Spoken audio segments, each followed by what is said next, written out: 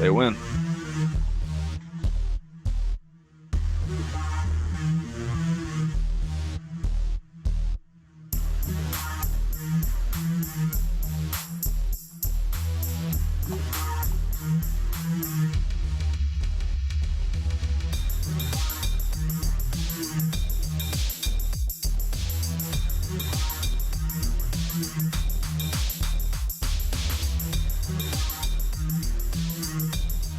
And how's it going, everybody?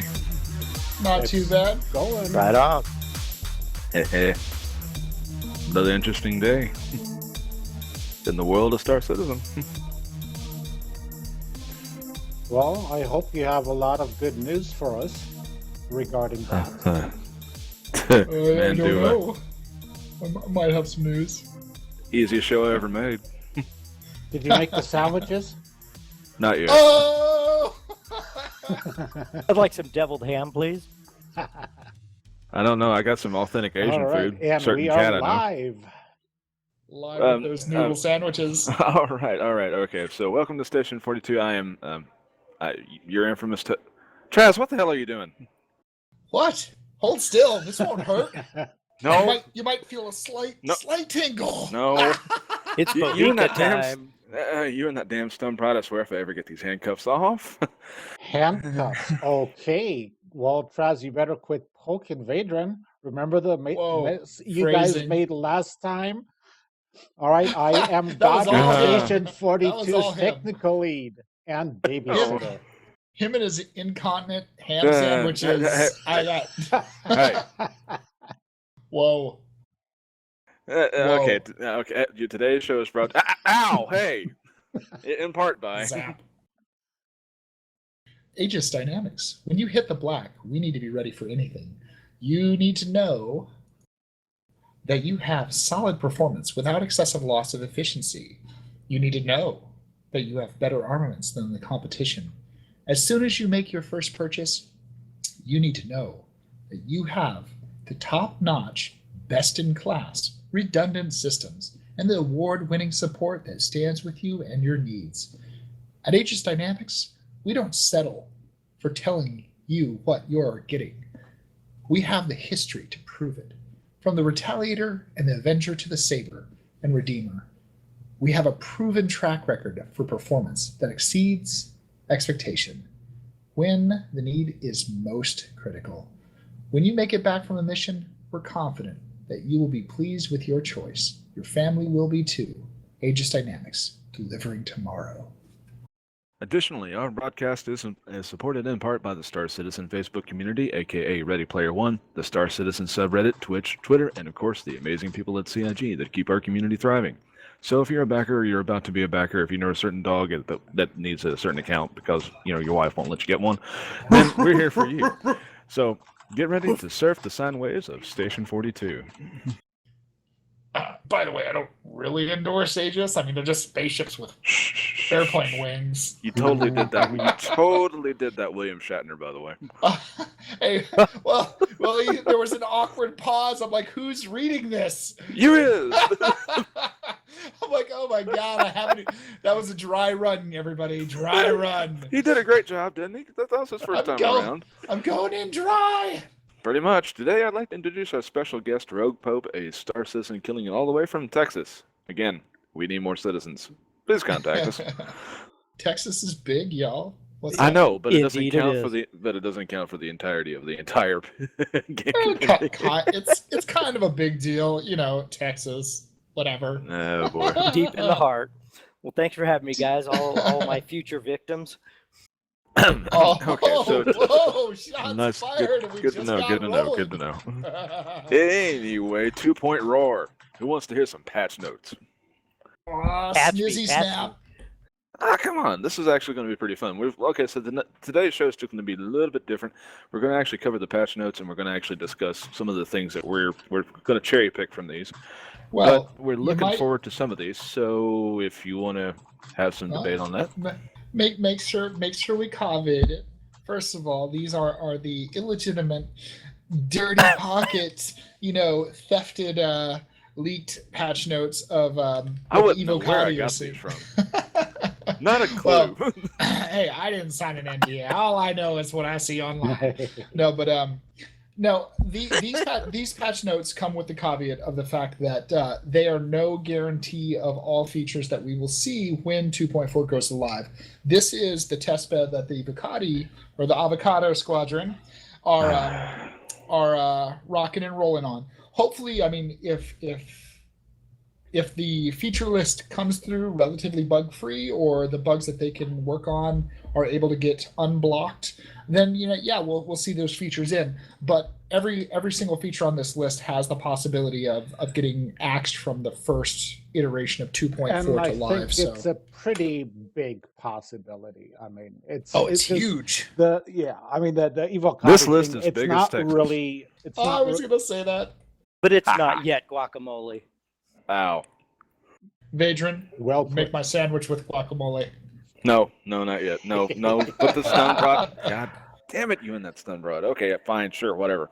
Fine. Well, I don't know. Okay, so Godric, what's your favorite feature right off the bat from 2.4's potential list of things?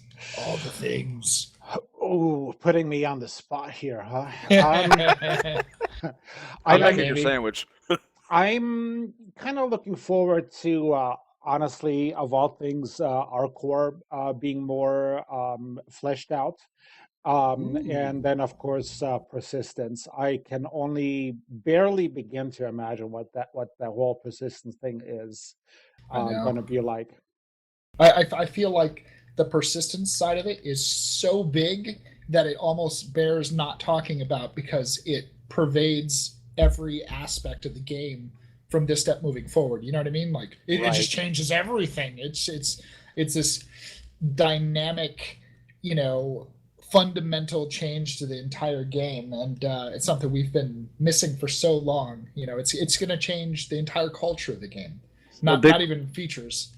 A big question that I'm wondering about, and it's not here on this list, is the medical persistence. Like, if you get your arm shot, are you going to actually have like a cybernetic hand or something to represent that, or even, dare I say, a hook? I don't think so. At this point, I don't think we're that far along. Yeah. Right, we're talking about the simple plug and play things. We're talking clothes and stuff like that. Hopefully, I'd like to see, you get your ship taken when you park it and you don't have anybody flying cover at Korea, and oh look, RoguePope comes along. Hey, I found another ship, and then I have that ship in my inventory, so I can fly it next time around. Right. So when they log out, you don't get stranded in space. I mean, it'll be cool because it'll almost. I can imagine some of the sub games that people will do. I mean, once everybody explores their features and they get their AE, EUC and UEC, and they've bought all the clothes, they've spent all the stuff, and there's no longer a point to do, like, I mean, just like now, like we've kind of run out of things to do, so you have new players that get in and they're amazed by how beautiful and all this awesome, and then they get spanked by some player who's bored out of their mind and is just logged in because well, I'll just kill whoever I run across, and right, and it's not even that they're griefing, they're out of things to do, and so I imagine with persistence like that, you're going to see people collecting ships. Like, how many Auroras can I collect? You gotta catch them all.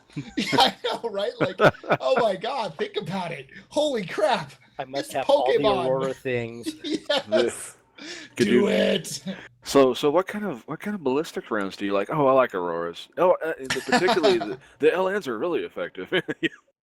Just boom. I know, I know, who logs in an Aurora CL? You're like, man, I'm hunting for the mythical pink unicorn. I'm looking for that unicorn, that Aurora CL to add to my collection. No kidding. That's absolutely right. I have actually, honestly, never seen one of those, to be honest. I always want to know why it costs so much compared to the other Auroras, and it's the only reason I haven't melted it yet, because I'm like, well, what the hell makes this one? It's got a toilet. I can know, but and that I never bother to log it in because I know that they haven't implemented any of the big box cargo containers or anything yet. But So just a quick straight read from one of the patch notes that we got here right off the top. The Port LSR is being renovated and some of the areas are still under construction. Complete sections have improved the atrium, I think I'm saying that right, and the opening of several new shops, the Kasaba Outlet, Garrity Defense, and Livewire Weapons. Any interest in that? Because I'm looking forward to just having a optimization of Olisar. Every time I get into it, I feel like I'm just the lag king. I don't really have any lag. I think that's got to be a system thing. Uh-huh. I know that our top frame per second is usually hampered by the server side stuff, and so you get some complaints because people who have really high end systems, we don't get nearly the kinds of frames we're supposed to. But anyway, yeah. Anyways, but I to the meat and potatoes of it, I am excited about that. I think I'm on Godric's side though. I'm more excited by the fact that they've stated that the shops that are open in Port Olisar are going to have limited selection compared to ArcCorp. So there's actually going to be a reason to go, triapsing around ArcCorp again. So the question there, though, also is, so you said that there's going to be limited selection. Would that be things that are kind of exclusive to that area, like, say, a Port Olisar T-shirt for just a random example, or would there actually be merchant runs? Would there be merchant runs? That's my point that I was getting to. I don't know. It would be nice if they actually had shops planet side that just weren't even open at all up in Port Olisar. Like Olisar, because it was up in space, only had armor, weapons, and some very, very basic clothing or something, So I was thinking Kovalex. Yeah.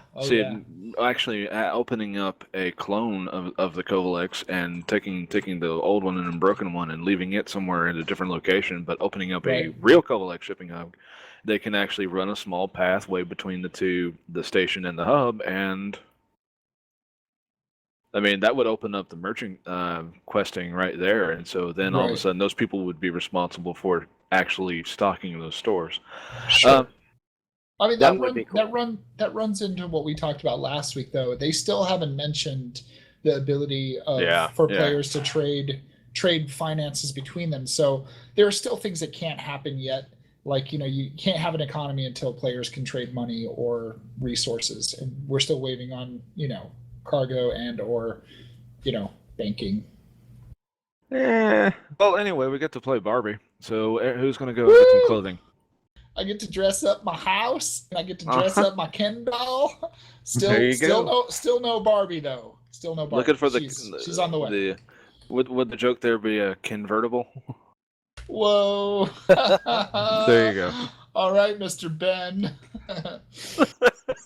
Sorry. Somebody's got to do it. No, basically, Joe. You sure? Yeah. Good point. Space Marines, gotcha. So what about you, Rogue? Like, I know that you're interested in the piracy side of things. Like, how does 2.4 light your fire up? That persistence. We've had several discussions about, how far are they going to go? How long is it going to take? This is 1.0. This is their first, or not even 1.0 for persistence. So watching how this plays out when they start with the smaller items and as we move up to ships, and we were talking pre-show about some of, what if you get your arm shot off? And that's some interesting stuff to see how we go with that. And that is one of the things I'm really looking forward to, because that's foundational. Just like how when we went to 2.0, we had All-Star, we've got the baby PU. This is another one of those big things that everything else is going to be built upon. Right. Yeah. No, for sure. So, it's half of the PU, baby. It's persistent universe. I know, right? Can't have a universe without persistence. Getting my Omega nerd hat on just for a brief second. So I've always been able to break out of the doors in Port Olisar. I've never even bothered to flip the switch. I just glitch through the doors and I'm gone, right? So you're the one who breaks the doors. It isn't me. Bastard. I never break the doors. I always make sure they work after I leave them. Anyway. My point being, though, is that, so is it going to be like when you go and you swap? So for the people that don't know, if you are in civilian clothing, when you exit Port Olisar, you're insta-gib. You're dead. So is it going to be like a checkbox, or am I going to? Is it possibly tuned to if I slap this button right here and I open up the? How do you think the triggering of that is going to actually happen? So, like, if I try to glitch through the doors in civilian clothing, do I actually bypass the death mechanic? Ooh. That's the kind of stuff I like to find out. It could be like it could be like Space Engineers, where it keeps track of whether or not you have that on. A room has air on or air off, and and so you check the state of the room. So it has nothing to do with whether or not you triggered, a script that opens the door. Yeah. Therefore, you know what I mean. So I don't know. That's what I was wondering. That's really interesting. Is it tied to a door script possibly that says, or its own little mini physics grid? But it's there's air in your grid. I'm going to try it, right? So. Oh yeah. We'll be laughing. I mean, waiting right outside with medical support. Right.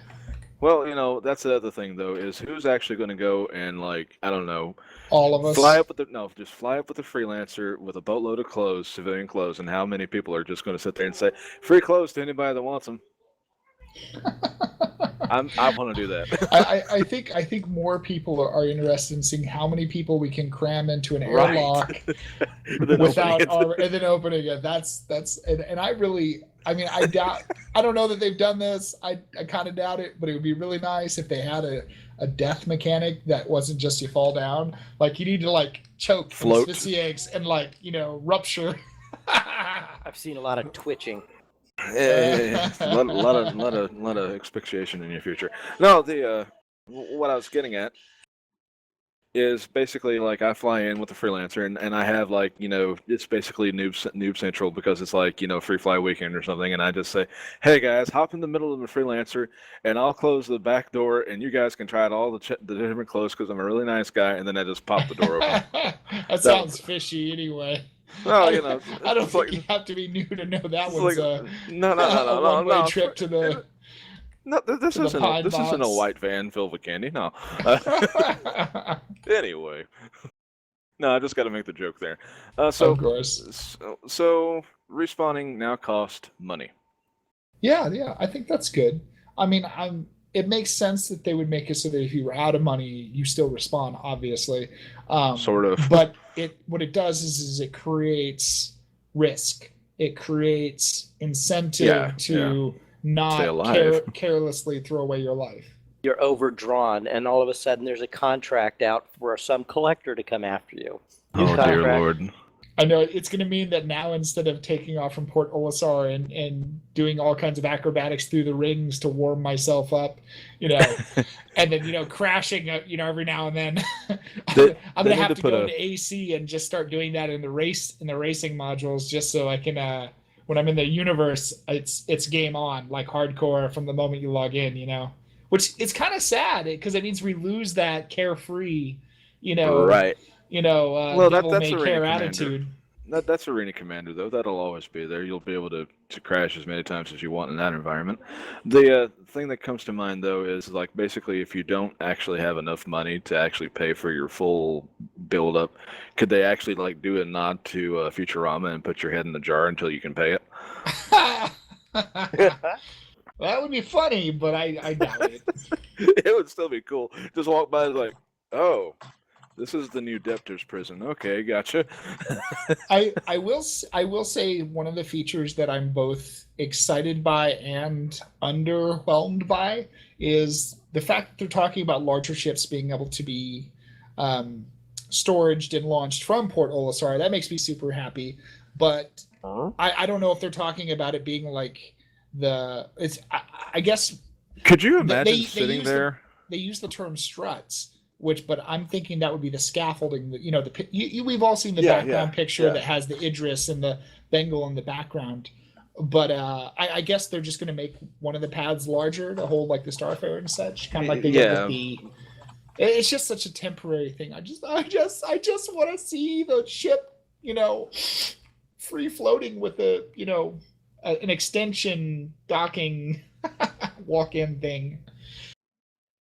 So I was thinking about that. Could you just imagine sitting there and like floating in space, and then all of a sudden a ship spawns on top of you, like the size of a Starfarer? Will that instantly kill you, or would it knock you out of the way? Well, actually, I think it would bounce the ship into the next system. That That's what's would- happening now, right? The ship Right, would yes. explode, yes. Yes, it would. Oh my That's- God! Did you see that guy donkey punch that Starfare. freelancer? Oh my God! Oh, okay, yeah. Hey, speaking of, There was avocado everywhere. so somebody's interested in the freelancer candy business. Seems Candy. legit. Yeah, yeah. There you go. See, I'm making waves. Tootsie Roll. There you go in space. You want some candy? Anyway. Also, okay. So what you're saying about the landing struts is that they're just going to make a bigger platform, and I think so. Yeah. I could just see some poor guy just like, wow, this is amazing. Then bam. Well, I mean, I don't know. Like, I mean, the constellations appear and then slowly land when there's something. Oh, that's right. They land, don't they? Yeah. And I mean, come to think of it, like the Starfarer being and the Gemini being the only two big ships that we have right now, I guess it makes sense that they wouldn't have that that arm that goes out that the Idris is parked next to and docked with, because I don't think the Freelancer has a side docking port. It has to land and you unload through the back or through the the EVA on the bottom. I mean, I guess it could hover over. It could fly in sideways. That'd be super cool if your ship actually spawned at a 90-degree angle, with a docking ring going from the spoke that sticks out right into its chin. That would be cool, but at the same time, I'd say like an actual Navy port where I wish they would just roll up to the side of the struts, beside them and actually extend like a ladder out or something. Well, that's what I'm saying, but I'm saying Yeah. that the Freelancer doesn't have a side entry. It only has it under the chin. So you literally have to fly the ship at a 90-degree angle. I mean, come on, it's They do it's actually have a space. side entry Up is now. only where you it's want not it. under the chin anymore, but What? yeah, the revamp of the Freelancer, the new one. Oh, the Freelancer. I'm sorry, I meant the Starfarer. Okay, sorry about that. There's a Freelancer still a land on a platform because it's a smaller ship. Yeah. Well, okay, so I'm trying to get as many of these notes in as possible. So asteroid fields are now places that are lucrative yet mildly dangerous. More pirates, but also more opportunities for salvage, more opportunities for randomly picked up loot from the guys that didn't quite make it. There might also be some more bounty hunting. So one of the places to check for is those random asteroid fields as soon as you get out there. I was really interested, and I'm not gonna jump forward. I promise I won't. Okay, so there's something I want to talk about, but man, it's the reputation system. I'm just gonna leave that alone for now. Oh, well, that'll be a big topic. Yeah. Yes, it is. So anyway, the asteroids. Yeah, I think that's really good. I mean, Yella, like when they first put it in, there were wrecks everywhere, and then they thinned it out, and it saw a bunch of changes in its size and density. But it'll be good if there's more loot to be found. Players will go there. If players go there, and there's persistence, then you have a reason for pirates to be there. So I don't know. It's a conflict generator. We know that there's a giant scrapyard out here where there's a bunch of potential loot and things to be had and new guns and bells and whistles. So naturally, people that are willing to be pirates are going to be out there actually acting out their roles because they're hunting too, and they're going to just kill you and take your stuff and the stuff that you found. Well, what I really want to know is RoguePope. Is he going to be kind of like Samuel L. Jackson in Pulp Fiction, where as the Pope, he's like, like he does the whole speech, where he's standing over them with his, gun in their face, like reading them scripture before he finishes them off. Oh, indeed. Excellent. With a little bit of old creepy Jack in the Box music in the background. We'll go clown criminal, is it what? Payday masks everywhere, baby. Oh my God, ICP all up in there. So I don't know, like, do you have do you think that your organization is going to finally have the tools to start practicing the kinds of Who needs tools? operation? Well, I mean, you can only do so much with the current iteration of the persistent universe of the baby PU. I mean, with all this new stuff, I mean, how do you see that factoring into actually pursuing being a pirate beyond like the individual level.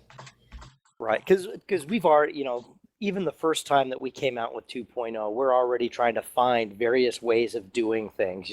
You look at a pattern that various players are trying to do, whether they're at the comm stations, or they're going to Cryastro to get fixed up, or to Covalix, is that how you say it?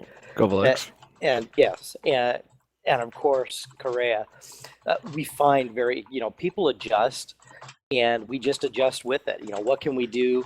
And we're not out there griefing. We're just trying various methods of doing things, whether we abandon a ship or something and go and take another one, or, and what do we do as defensive measures as well? Because there are times, we've got that bounty on our head and security's popping up everywhere coming after us. I'm really looking forward to persistence and being able to create things like a wasteland like Yella, where we can go out and do those sorts of things. And it'll be really cool to see, because those are where a lot of the contracts are going to wind up popping up if we're loitering around out there. So it's going to be really cool, even as they scale it up, and just determining how to adapt to different scenarios as different players adapt.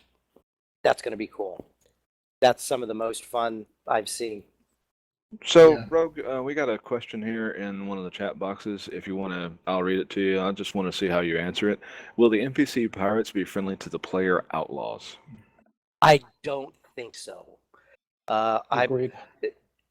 I think it's going to be a dice roll, and maybe there's a modifier. Hey, he's an outlaw, I'm an outlaw. Maybe there'll be some honor between thieves. I'm not banking on it. I'm looking for it right now because it's in here. There's bounty and the reputation system. I wanted to save that for secondary, but I'm going to find that for you right now. I'll make a quick interjection. I think I hope it I hope it depends. I hope that certain pirate factions, NPC factions, they'll have different motives. Like some pirate factions will be a lot more aggressive, and pirate factions won't always get along. But if you're a criminal and they know you're a criminal, they might scope you out and give you enough berth until. So it's like what is it, Oblivion or Elder Scrolls, where like once you are arrested once, then you got approached by the Thieves Guild. Yeah, we're playing the games for the same reasons as everyone else. We're pirates. Our living is outside of UEE space. There are going to be bad people to us as well. And so if it was just an automatic gimme that all of the space pirates out there in nullsec space are going to be our friends, I don't want to see somebody else flying the Jolly Roger coming up to me. Pardon me, do you have any Grey Poupon rum? Yeah, I agree. That wouldn't really make a lot of sense for an NPC criminal to be friendly with another player criminal. Well, not all of just them, no. Because they're both criminals. I mean, I can see how there might be some mutual interest, but as such, I mean, any criminal is going to rob another criminal, just as soon as he would rob someone who lives within the law, unless of course there's some kind of I'm going to cautiously call it political motivation. Hey, we are against the system and we want to overthrow the UEE, therefore you are my friend kind of deal. But if it's just a run-of-the-mill pirate, I don't see how. What I'm saying, though, is that I'm thinking that it would be something similar, like, how some games have a popularity system, you have a high reputation system. In this case, it would be the opposite. It would be an infamy system. So the further down the trenches you get for being a notorious pirate, the less likely they are for the small fry pirates to actually be aggressive towards you. That's what I see as a potential that could be happening. Now, what I'm reading in here is that there are a whole bunch of outlaw mechanics and there's a whole bunch of defender mechanics. Like I said, my impulse answer is that yes, the pirates will be in some ways neutral to you. For example, like if you go and you deactivate a comm array, it's going to send you all the way up to level 5 now, whereas it was just 1. So the pirates that spawn in that area should actually just leave you be and go after anybody that's on the other side of the faction. Now, counting a roving one that's looking around, you might expect more aggression from him because he's looking for the same thing that you are. He's looking for credits. Yeah, I mean, I can see how they might work with one another. Just in terms of exchanging information or resources, that kind of thing. The same way we see in the real world, how gangs might interact with one another just because they have a mutual interest, but at the same time, there's still going to be turf wars and stuff like that. Moving a little bit, any closing arguments on that one, guys? I'm gonna move out of this topic. Sure, I've got some interesting conversation in the Twitch stream. One of our members, the RAR therapist, nice. was it was basically saying that there's some rumors that there's some heavy improvements to some of the missiles and the Saber / Gladius in their agility and like their ability to like one shot Hornets with like a single size 3 missile. And the thing with that is at that point you have to disassociate. I think that you'd have to disassociate the ship from the weapon, because True. Any ship that can mount a size 3 would then potentially have that ability, but at the same time the ships, like basically the Hornet would need to have its own balancing points that make it worthy. And of course, you have to be able to dodge, you have to be able to countermeasure. So, I don't know. I kind of think that missiles should be really heavy hitting because they're probably going to be super expensive. Mm-hmm. I mean, you don't fire that missile unless, you really want to take them out. You really need to kill them. And, that's part of the loot. Right. Well, and it could be that a missile decimates and damages things to a point where the amount that you can salvage is a lot lower. And you're basically pissing money away when you launch that missile.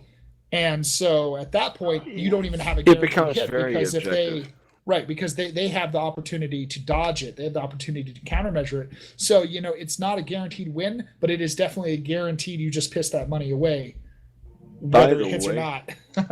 Just as an added note, checking out these patch notes, they've done another, for the keyboard and mouse players out there, they've done another setup of the interface. So space is no longer space break.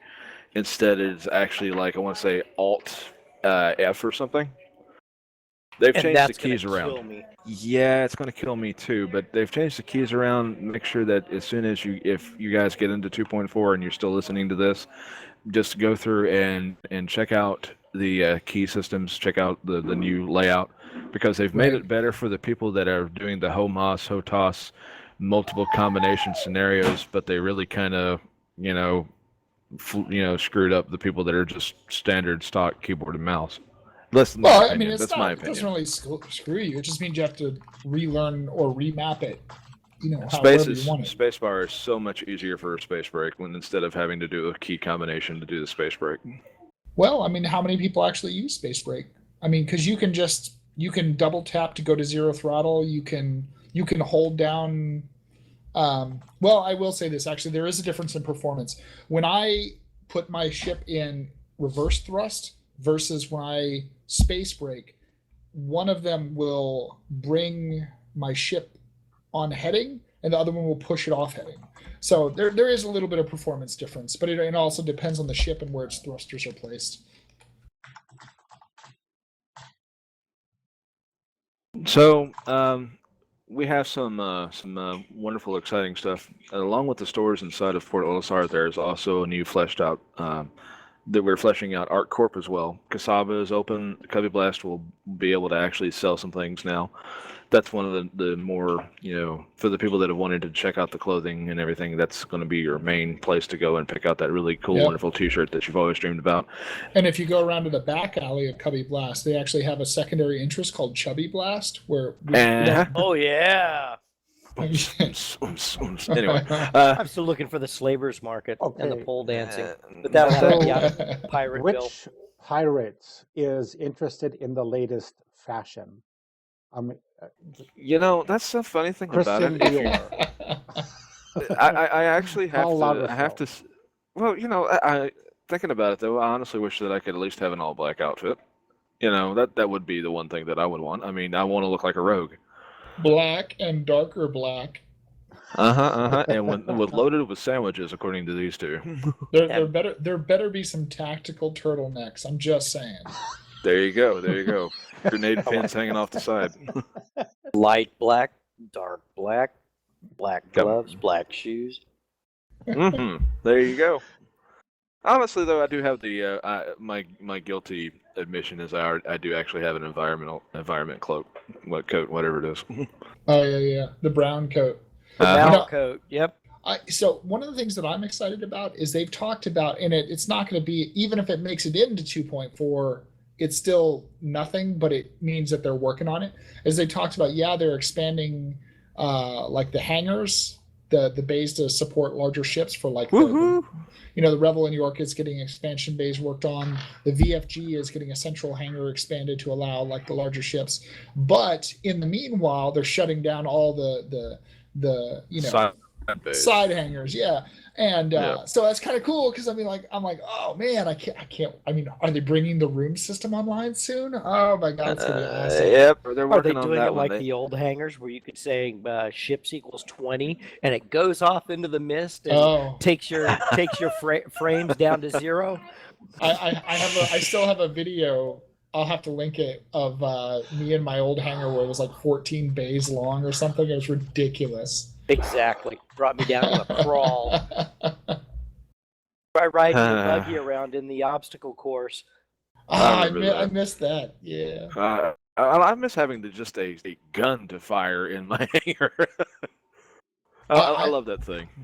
I still want to run around in that obstacle course that like Disco Lando and one of the other guys, I think was it Fiendish Feather or anything FPS. I don't remember who did it, but they put together this like 3-dimensional racetrack through space with all kinds of craziness. You guys remember that video from a year or 2 years ago?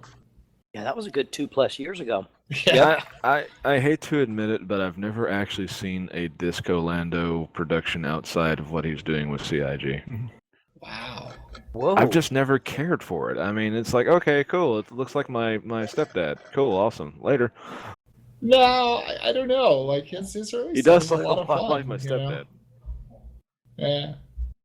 Anyway, so expansion bays for the hangar have been deactivated. Character loadout has also been removed, so you won't be able to have that wonderful circular thing that changes your outfit anymore. That's no longer going to be a thing. Right. You're all gonna load into a civilian loadout. I'm wanting to say inside of Portal Olisar.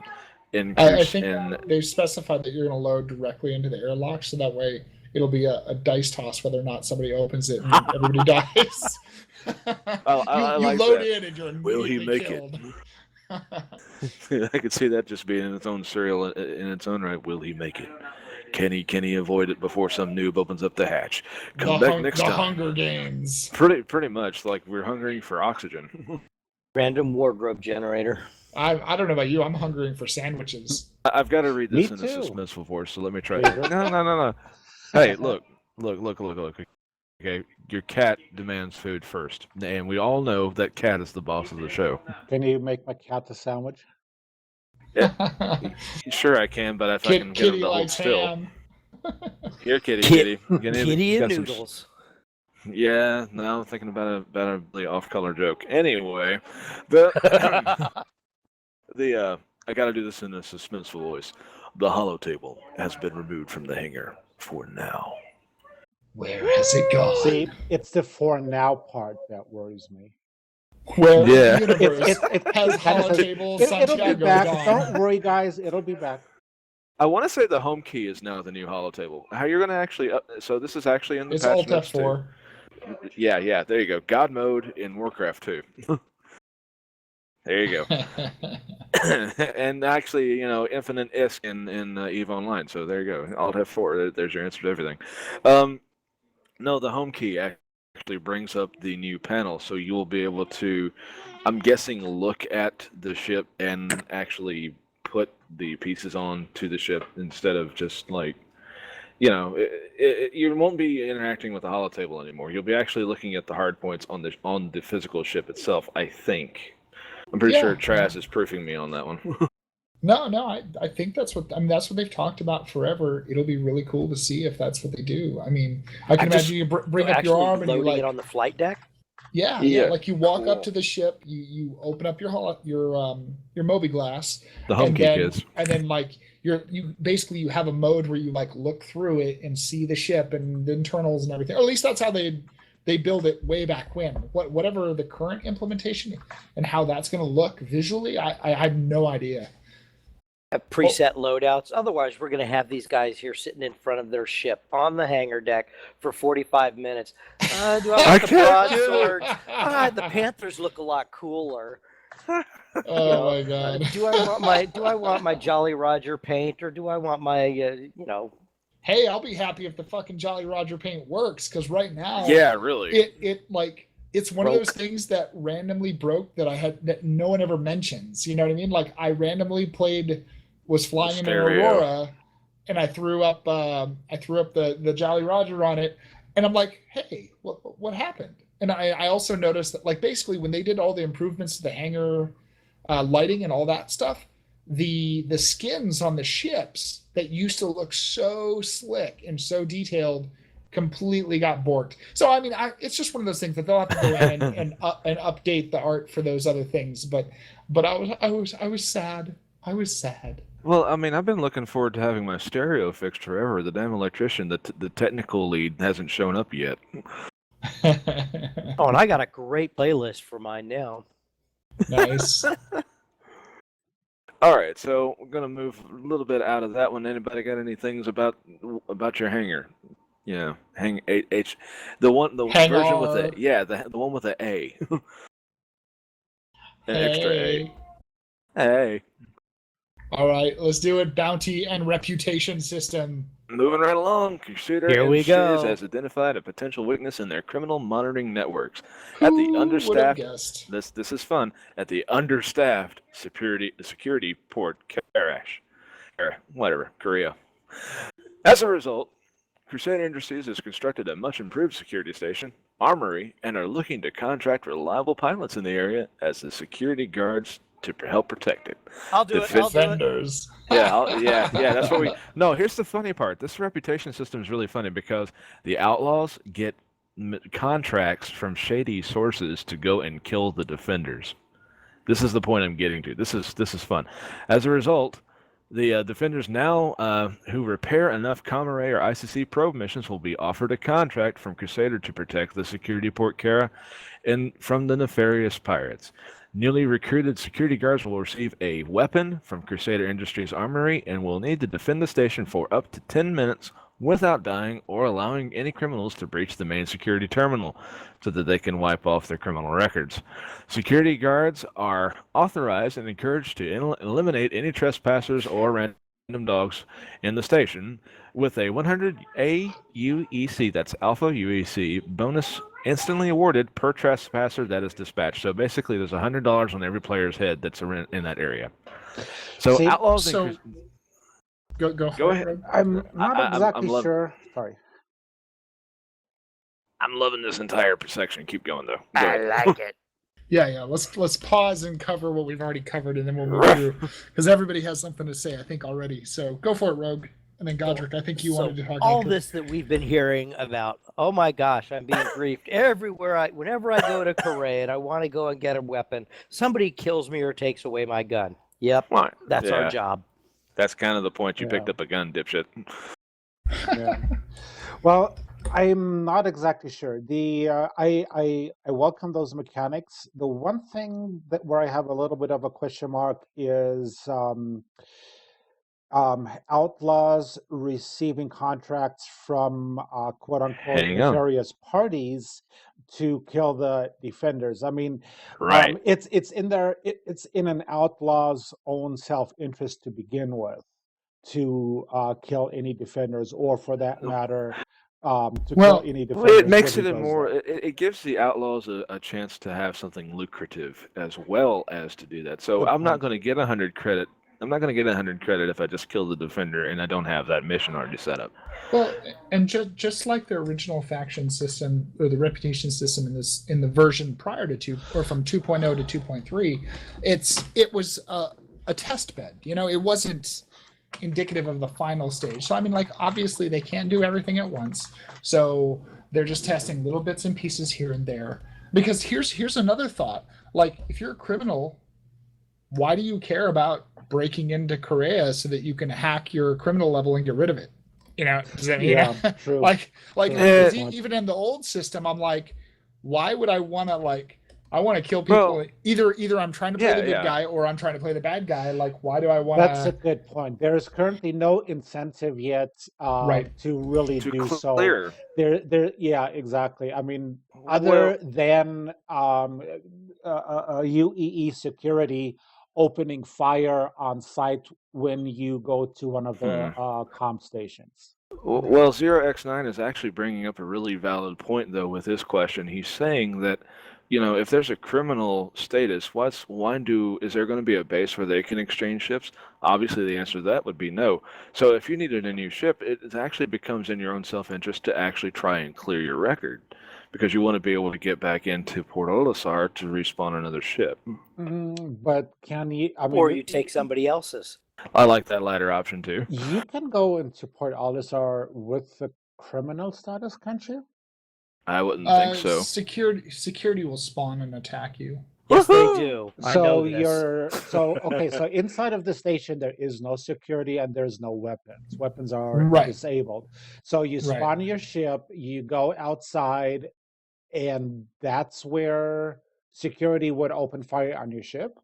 You lift off, they're on you. Yes. And that happens today. That's awesome. Oddly enough, I was playing today and I took off and there was somebody close to me and I didn't touch him. Solo. And I was backing away from the station. I don't know if somebody was just floating in my path, but I must have ran someone over and I got a got a tick. Yeah, I got a tick. And so then sure enough, here they come and they're shooting me and it won't let me shoot back. So, yeah, here come the penguins, and you're sitting here with nothing. You can't do anything. Angry penguins. Yeah, there you go. It's the new what is it? Ratchet. I want to say it's the new. It's the new black. Penguin Basically, is the new black. It's the new way to kill a guy that isn't realizing that he did something wrong. Just stand underneath the ship, wait till they squish you, and then just watch the mayhem ensue as the guy gets chased out of the area. That's not a bad mechanic to exploit. No, not at all. If you're talking about ideas, if you want to talk about ideas, think about it from this side. If you actually are if you're playing on a team of criminals, what you do is you have your one guy go in and earn defender status, and because you basically let him activate all the criminal all the comrades that you already control. You let him rescue them and then immediately turn him back off. He gets all the kudos for that. Then he goes in, and then you basically have him as a sleeper agent, and then you just have him from the inside. Yeah, right as you're coming in, he can put out the information wherever. And this is all completely legitimate mechanics because absolutely, and that's a beautiful thing. It's gonna work that way. Yep. It's just going to be great. So, continuing on with the patch notes, any closing ones on that section? Sorry, I know I like to move ahead on this. That's all right. All right, cool. Let's keep going. Outlaws and Crusader will now receive a mission from mysterious allies to kill the new security guard located, the sitting duck, at the security point. The security post. Yes. Yeah, basically, he's the sitting duck. Well put. Wait, Outlaws, well, that's basically what it is. So this is a continuation of where we left off. So I explained how the defender is getting the title of defender. So now that he actually has he finally got his commission and he's finally getting paid for it, all of a sudden he's the sitting duck because the outlaws in Crusader will receive a mission. Ding, ding, ding, yeah, ding. there's your clue there. Right. Sitting duck. Pavlov's dogs. There goes the bell. So outlaws and defenders in Crusader will receive missions to hunt one another in Crusader with varying rewards. Defenders will lose their mission to hunt outlaws if they're killed by an outlaw. Outlaws who have a bounty on them can no longer be tracked via mobiGlass if they are outside of monitored space. Hence the reason to turn off the comma rays, right? Right. So both Defender and Outlaw missions roared Alpha UEC. Crusader Industries has tightened their monitoring to deactivating the comma rays. Deactivating a comma ray now takes players all the way up to level 5. Talk about getting the heat. Right It sounds like on. they probably upgraded the AI or the amount of defenders around it to make it tougher, and hence, yeah. Yes. The timer on the Outlaw 1 levels only counts down while the account is online on Crusader. Oh, this is my favorite part where they talk about it's staged in levels. So if you're your first criminal level, that's an hour for it to wear off. Okay, right. No big deal. But when you get level 2, it's 2 plus 2 1. hours. So it's 3. Yep. No, it's 3 hours. Yep. 2 hours plus 1 hour. And when you get 15. level 3, it's 6 hours because it's 3 plus 2 plus 1. And yes, for level 5, it is 15 hours. 15 hours of being a wanted, hunted person. So they no longer receive a special loadout when they respawn. That's the Outlaws. Instead, Outlaws' names will be read on augmented reality when you approach them on foot, and they will appear as hostiles when targeted in space. Outlaws at 1 and level 5 will no longer get kicked from the server when they are killed. They were probably just using that to test a mechanic. Yep. Outlaw wanted levels. Right. Outlaw wanted levels will instead persist between sessions until enough playtime passes between the criminal actions, or they are able to actually make it to that damn security post Kara terminal and erase their wanted levels. I love it. I love it. You better be committed. And that's persistence. That's beautiful. Baby. That is a beautiful thing. The Defender reputation of a character in Crusader will persist between sessions. The Defender reputation is not currently displayed on the HUD. All Defenders' reputations is permanent, assuming no criminal action is taken. Performing any squishing that player, performing any criminal action will instantly erase any good reputation earned and will place them at 1 and level 1. So here's the kicker. Here's the kicker. I just thought of this. So are they actually telling me right here by reading this that the Defender will get a 1 and level 1 if he goes and turns off a comma ray? Yep. There you go, kids. That's how you breach the system. Well, it makes sense. I mean, if you perform a criminal, that doesn't break the system. That makes sense. Well, it doesn't, because normally if you turn off a comma ray at this, by what these notes are saying, that you're instantly going to get a 5. But it says No, it didn't say you instantly get a 5. It says that you can turn off comma rays continually and achieve level 5. Let's see. You might be right. Yeah. Now take players. Can now take players all the way to level 5. Okay, so that explains that. I was hoping that it will. It'd be fun. Well, right, because in the instance that we're in right now, it's you can only get your first level that way, and then it won't go up anymore. Right. So it's the easy mode. It's your freebie level 1. Criminality. Well, anyway, so basically, you're going to erase any good. So if you squish that one little player, you just erased any of the good reputation that you had earned as a defender.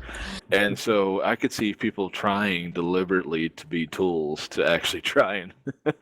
So now you absolutely have to have somebody on the landing deck with the free you clothes clearance. and lollipops. That's nothing new. We have it now. Now there's they get the reputation system. They can tick it up even higher because we've had people doing that for some time now.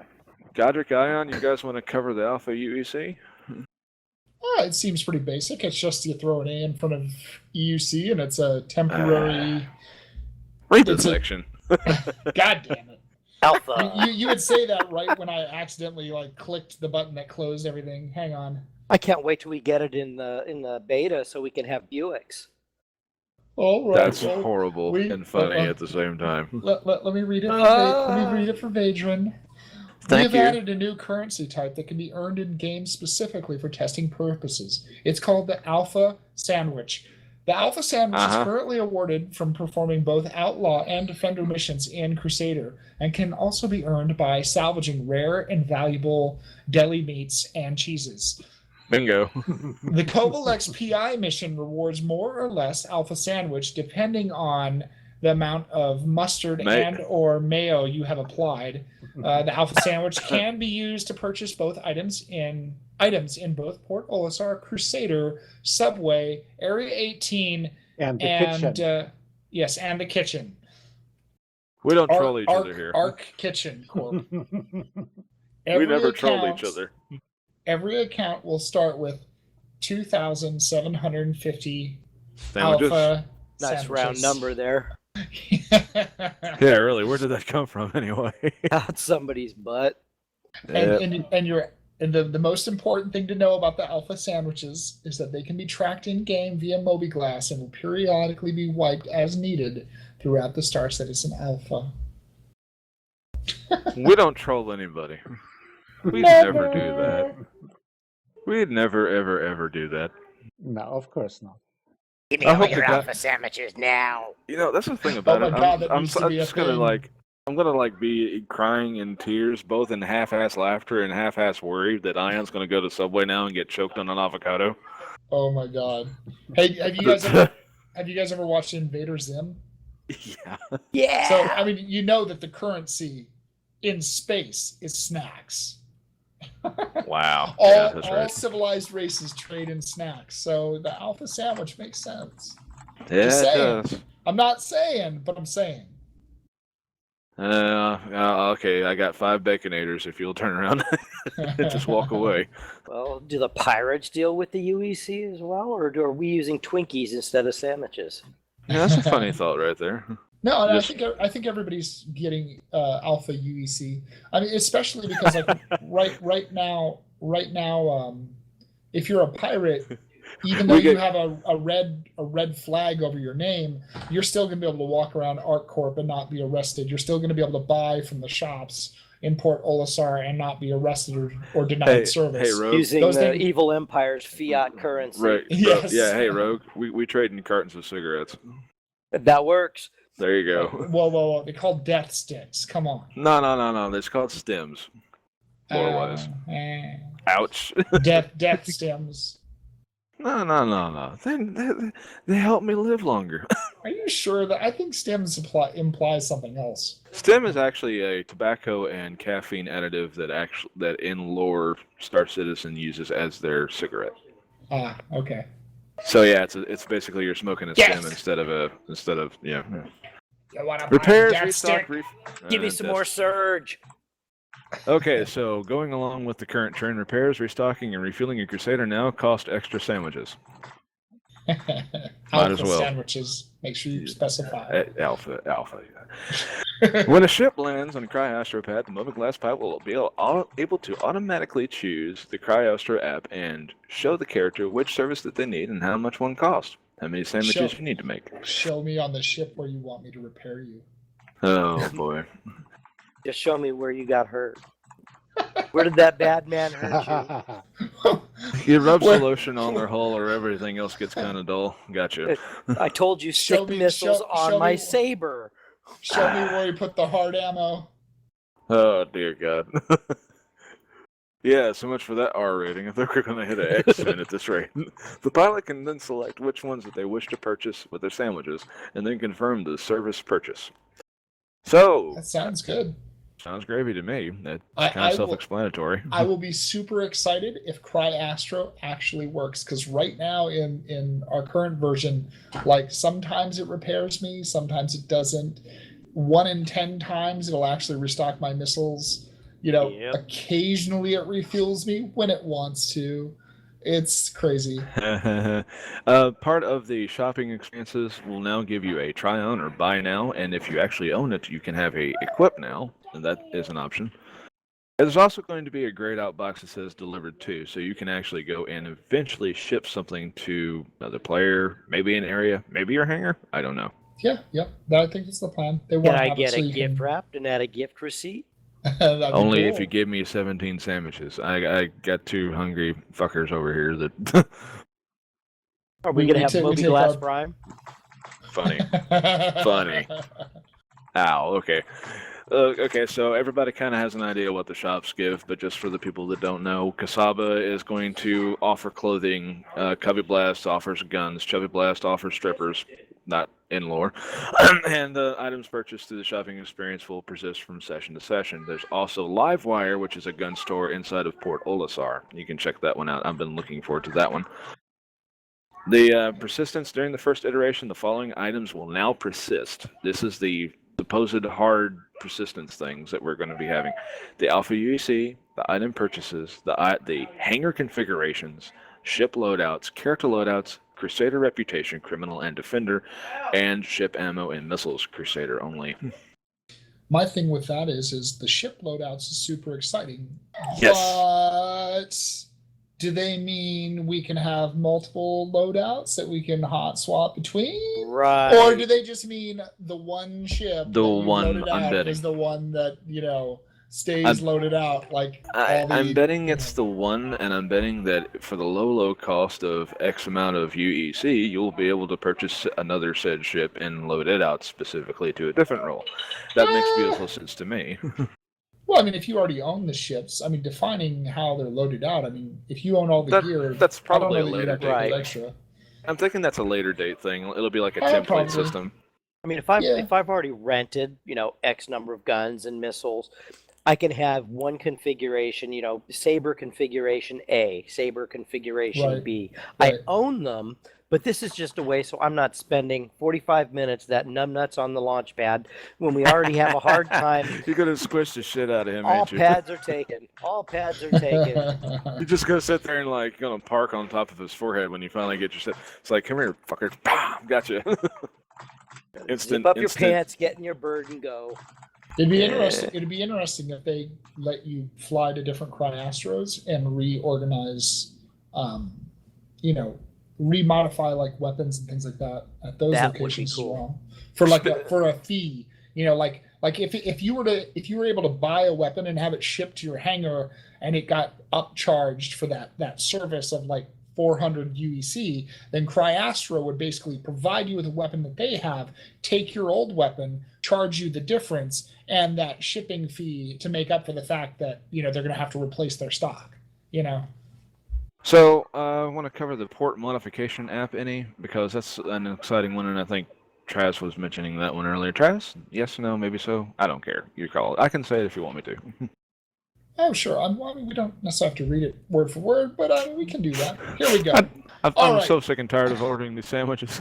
The port modification app. What is it? What does it do? What doesn't it do? This handy application allows pilots from all over the verse to directly modify the loadouts of their ships just by looking at their ships and activating the appropriate nodes. So right there, we're trying to get away from the hollow table, and that's Yep. good. Everybody hates the hollow table. Yes.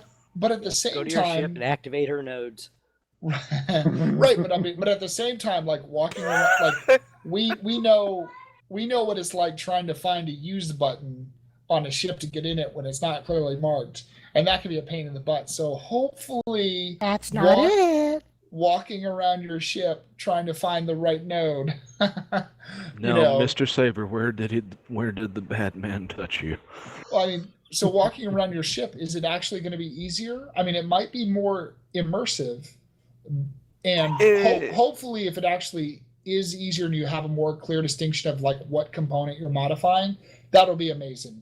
But it actually might be a little bit more of a more time invested in actually doing it right. Now, if you spend 20 minutes setting up your ship and then you can actually save that loadout and it persists, and you can do that for all your ships and have 3 different loadouts for this ship, 4 different for that ship, and you can and then you can just drop the template in and have your ship kit up later on. Totally worth it.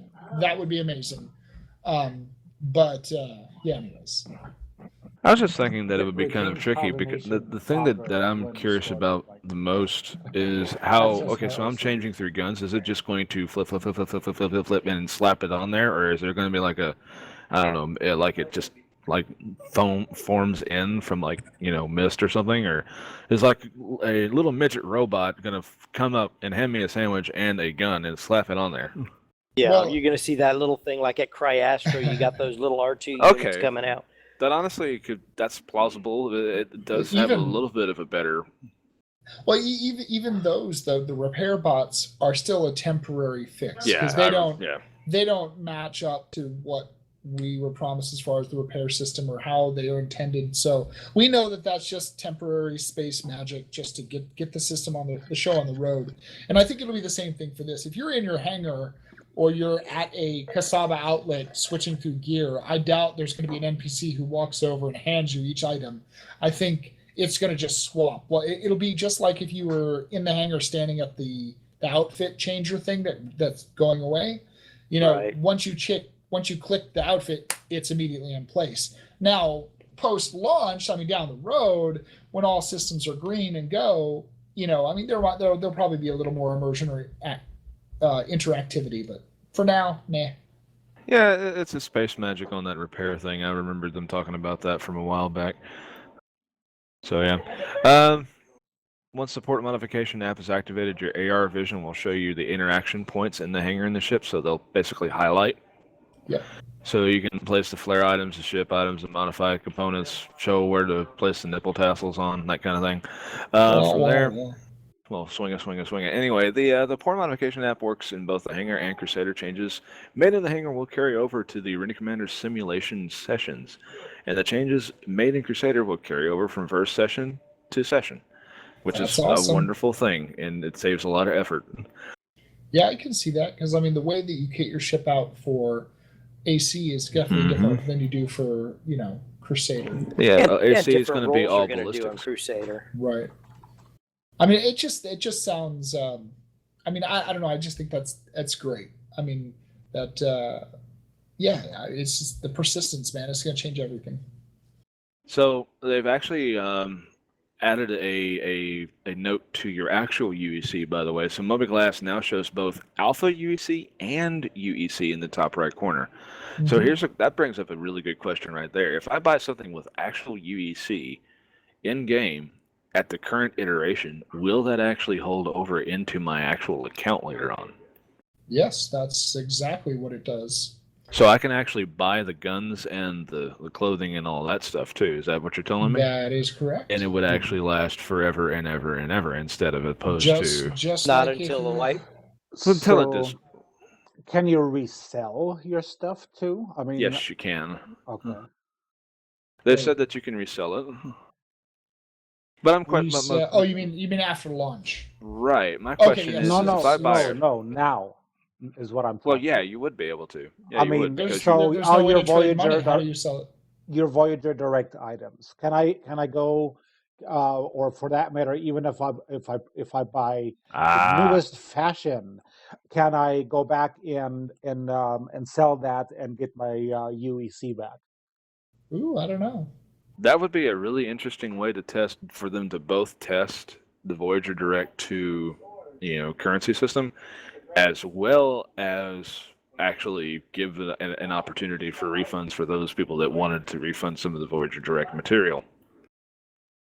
And one of the things that concerns me there is, I guess they didn't really talk about persistence for small arms. I mean, so yeah. I mean, imagine if we're spending real money on a gun, character loadout, and character loadout, ships, item purchases, and then you use throw the item on the ground, and then somebody picks it up. Do they persist with that stolen gun or probably given gun? Possibly? Sounds like they should. Well, I think that always. What if you die in space in your ship, but you had a sidearm on your hips? I mean, you've lost that. And that's the thing that always bugged me about Voyager Direct is there was no. I mean, I've picked up a few things from there, but I've never really wanted to go whole on the hog, with any kind of items, because I don't see an insurance rating on it. I don't see that it's going to stay with my character forever. They are uninsured, and no, they do not in the persistent universe. Now, I think because we're in a test bed environment right now, they just don't. I think right now in 2.4, when you die, persistence will apply to the ship. It'll apply to your reputation. It'll apply to the things you've bought. But I don't think there's a way for you to actually lose anything. I mean, and I think that's not good not in this because case. they're just No. gonna Not wipe it yet. over and over, you know. But that's kind of a shame, though, for all the people that have bought the Voyager Direct things. I wish that there was some sort of a permanence or a pre-configured insurable thing to those, because obviously you can go and get the insurance for the items separately later on when the verse actually happens. But let's just say I'm Captain Nubalot and I go and I load out all my my Voyager Direct gear onto my ship and somebody blows me out of the water. Well, I've actually just lost that much money. Yeah. That's the thing. That's the thing that kind of irks me about it. So I'm very skittish about this. If given the chance, I'll drop it back into UEC in an instant. Yeah, I think that there are some edge cases and some issues that they'll probably have to iron out before the end. I mean, it could also be that down the road, first of all, down the road they're going to rebalance what UEC is worth. Just like, when you have a ship that a starter package that comes with 1,000 UEC, and you're like 1,000 UEC that buys a poster. How is that supposed to fill my ship with fuel and ammunition? Come on, Yeah. I mean, in the real world, there's 50 caliber ammo that costs Well, five. Right. Well, They here's have a no different way of idea looking how at the that. money is Right. in balance and commerce and everything Yeah. else. Well, So just to give you a rough could all- idea, though. I was thinking about this earlier. If I kill 10 people, I get a free poster. Now posters are. Oh yeah, that's true. Yeah, you're right. So I gotta go kill Well, 10 people well, and I get a poster. but that's the thing, though, is it could be that they change the prices so that hand weapons and things like that are much cheaper. So yes, it's understood that when you die, you're going to lose it, but that's why you would actually have stockpiles of arms and be smuggling. Yeah. So like, say you need to support a combat operation, you literally need to smuggle in crates of rifles. Yep. Because it's not just good enough that your guy respawns every, and then has to make his way back. He needs to get back and actually be armed. So the whole thing of arm the freedom fighters or arm the paramilitaries or, whatever, that's actually going to be a thing, So Yep. the You're going to have ships. a fort or a base, and you have to have a crate of sidearms over there. Yep. I mean, it's possible. I mean, they said way back at the beginning, don't spend money on Voyager Direct stuff because that's mainly was just to test the system. So I don't know. We'll see. Yeah, I What still got about- a couple Omnis sitting in my hangar, but yeah. What about the advocacy tools? What about the arc-like sidearm? What about the environment coat? Those are things that are So are those potentials to be lost too? I could totally see like the environment coat becoming tattered and ragged, and that would be cool. That would be a wonderful aesthetic. Mhm. But I wouldn't want that coat would just be poof gone. That's my Whoopi, guys. Yeah, I kind of suspect that those kinds of items are going to end up in a state where they can't be destroyed. I mean, if you lose them, they're just back in your inventory. Now, weapons might be a different story. I don't know. But the arc light is It's a Go sidearm. ahead. Losing weapons, It's a hard to find sidearm. That was pretty much confirmed already. In regards to the Shroud of the Avatar crossbow, Ben said that it will have LTI. So because you can lose weapons, but that particular item that they wanted that so that people could keep that permanently. So there are some permanent weapons to be found and have. We just got to figure out what they are. They have to have LTI, basically. They has to state it? Okay. Or come with an LTI package, because I don't see anything that. See, I have the environment coat, but it doesn't say anything about LTI. So. No, the Shroud of the Avatar crossbow, there was a cross promotion a couple of years ago where I remember that Roberts was endorsing or promoting what's his name, Richard Garrett, the guy from Ultima Online. Yep. He was cross promoting his game and said, okay, everybody who pledges for Shroud of the Avatar is going to receive a crossbow that they can use in StarCitizen. And then Ben, shortly after that, said that crossbow will have LTI. That's the only weapon that, or only item outside of ships that I'm aware of that will have LTI. Interesting. Oh man, that crossbow better fire like Chewie's in Star Wars. Yeah, really. Yeah. that's exactly what I was thinking. It had like freaking explosive tipped arrows. I like it. Well, it would be really good for us. Everybody thinks, I think crossbow, I think stealth kill, so that would be still a useful thing to have, regardless. Yeah. Well, I mean, stealth is in the fact that you don't hear the shot fired or the source of the projectile's origin. So, but so you could have an explosive round, which is definitely not something you do when you're trying to kill quietly. Yeah, but no kidding. you could still launch it and not give away your position potentially. Crossbow sniping. Man, In the rings. They have really covered clothing in these in these notes. It's a big deal. I know. Okay, so our initial civilian clothing includes 5 styles of jackets, 3 different shirt styles in a wide variety of colors and flavors, and 6 styles of pants. You don't want them, Travis. Also available in a wider range of colors, and shoes and hats. We also have familiar marine. We also have familiar marine and outlaw armors, flight suits, and the full assortment of FPS weapons. Nothing again to be said about any kind of. Of course, they have they don't have permanence, so since they don't have insurance or anything like that. So if you lose it, you lose it. The keyboard I think things are going to get wiped pretty quick anyway. This is the annoying part for the keyboard and mouse guys. So Mobi-Glass is now on the F1 on the keyboard. That's easy. Space Break is now left Alt X. Hang on. And I got something before you roll out to the keybind stuff. Sure. So if we can buy T-shirts or whatever the cheapest denomination of item that you can take and drop on the ground, we can start using that as a temporary in-game currency.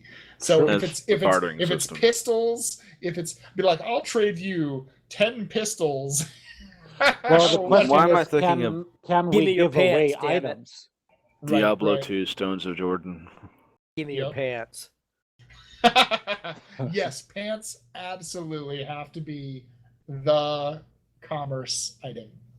Dear Lord. I'll trade you 7 pants for 15 shirts. No, dear Lord. It's pants for pants. I'll give you 15 pants if you go and kill that guy. Dude, I'm pantsless now. I demand 10 pairs of pants or I'm going to blow up your ship. And they'll be like, well, I happen to be carrying 20, so I guess it's a deal. Then you go and you blow them up for the other pair of pants. Would you take 17 T-shirts instead? No. Man, we don't deal in that scrub this stuff. Is great. So you load out your ship and then you run and you buy a bunch of stuff and load it up into the cargo bay to make sure that you can get through pirate space. So there's going to be a currency system. Basically, it's going to be like 3 shirts equals 1 pair of pants. I want a Misfits T-shirt. You got it? We're good. Nice. Okay, so basically the hats and the shoes and the boots are like change. And so, like, the pants are actually like dollar bills, so it's going to be like 5 pairs of 5 shirts to 1 pair of pants, and like a jacket's actually worth 4 pairs of pants.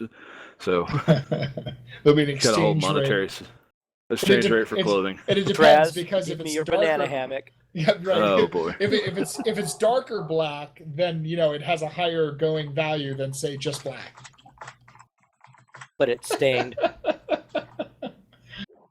Only under black light. So they got a space break on the left X for the keyboard and left shoulder B for gamepads. On the ship exit, it is apparently still left Alt and then F on the keyboard, and they've changed it on the gamepad. I'm thinking left shoulder plus Y. The cycle countermeasure is now G instead of grenade. It's countermeasure. Don't ask me. And on the down, the D-pad down is the cycle, the countermeasure on the gamepad. The launch countermeasure is now hold G, which I'm just saying that these things are kind of funny. That I'm having a hard time understanding the nerd the nerdism of how the hell did they get backspace for? Yeah. I think it's keyboard location. I'll be going through, you set up a configuration, you save it, and you keep a backup of those XMLs, gentlemen. I'm beginning to think all that's day the case. long. Oh, Well, right. I mean, it sounds to me like they're moving away from some of the XML stuff, at least as far as like ship loadouts and stuff. Because like Holo Explorer is probably not going to work in this next iteration, which is that sucks. But I mean, it was a temporary tool anyway. So I don't know when it comes to keybinds, they may still use the XMLs, or they might go to something new where we. I could see them still using XMLs. It's just a matter of, okay, are you going to want to overwrite what you got in the cloud already? Or Right. I whatever they do, I hope that we can still export, because I swear to God, that is the single best feature they ever added to the game. Yep. Because back in the day where you would log on and you're like, you know what? I don't even want to play. I don't even want to. I know they patch. I'm not even going to bother logging in because I don't want to spend 20, 30 minutes setting up my keybinds, and then they patch. My God. By the time I finish patching it and have time to play it, they patch it Here's again. another patch. Here's your patch. Yep. The good old days. Well, okay, so for the knuckleheads that just want to know about this, if you're strafing and you try to apply your space break, it will no longer stop you. If you're strafing and you know it, stop your hands. Snap, snap. Anyway, we got a whole bunch of ship notes. I'm going to skip over those because y'all can all be mad individually. Just blasting. But yeah, Right on. all right, so FPS weapons, nah, optimizations. Who needs optimizations? Well, there's a ton of fixes, a ton of changes and things like that. All the details are going to come and go. It's hard to say what'll make it and what not. I mean, but feature wise, mainly we've got the reputation, we've got the Alpha UEC, we've got clothing, we've got hangar changeability, we've got 2 new flyable ships and 1 new ship and hangar, which will probably mean we'll probably see sales for the Gemini and Starfarer and Reliant coming pretty soon, as well as maybe even the Buccaneer, because they've announced the price of the Buccaneer, which is completely unrelated to 2.4. But Disco, he made good on his promise to get us the information as soon as possible, and apparently the Buccaneer is rocking at $110. It's going to be a pirate fighter single-seater ship kind of thing. Yeah, that's not the Dragonfly. No, it's not. That's Correct. the maneuverable one, since they're not going to do that to the Cutlass. Yeah. Sorry, I just picked at that scab, didn't I? Yeah. We'll see what they do to the Cutlass. I mean, I like the Drake ships a lot. I think they have character, but I also don't think that a pirate's going to use a ship because you put pirate in the name. Nope. You actually have to look at the players that are playing pirates and look at what kinds of game mechanics make that ship desirable. And for instance, I think the Caterpillar is going to be a great example of that, because I think the Caterpillar is ugly as sin, but it is the way the doors open on the sides, the way the modules they're not just pretty, because they just didn't even bother with pretty, but it is going to be probably the single most useful all-purpose ship. Yep, the utility of that is insane. And if it's Drake, which means it's cheap to repair, fully easy to get parts for and things like that, and not overly expensive. So you're going to have a ship that's cheap to maintain, does the job. It might not be pretty, but it is a workhorse. That's amazing. That is by definition what, if you were a pirate, you would be worried about. Not rolling around in a souped up Constellation Phoenix, that might be the baddest ship on the block, but I mean, if it takes a missile to its ass, your repair bill is 20 times what it should be. Yeah, a month in, and my Drake ships are all going to look like Reaver ships. So let's go ahead and hop into the guest interview, if you're ready. By all means. Yeah.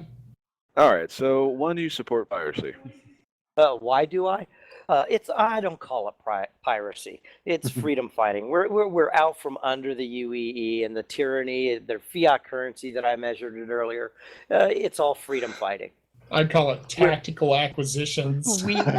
Exactly. We are hostile liberating. takeovers. We are liberating that merchandise from the tyranny of the fiat of your currency. ownership. It is funny. It is a funny angle to actually go ahead and do that. I just wanted to ask why you did it. Go ahead, Goddard. So does that mean that you only steal from UEE ships and not from other players? What about the pirates that actually are considered? Sorry, I'm wanting to follow up with that one. Sorry, go ahead. And this is me personally, what I'm going for. I'm, of course, with a fairly large pirate organization, and we all have our missions. And in a lot of ways, we're going to have people who are doing the same old grind as others, except we're doing it out in nullsec space. But yeah, we're going after whoever we can. We have allies out there. There are buddies that we have. We may find other ones, and who knows? It's not just going to be limited to UEE Navy. They're citizens of the UEE are also probably, if they're out there in nullsec space or they're in non-patrolled areas of UEE space, hey, you've got something I like. What about privateering individuals that happen to be worshiping the UEE credit?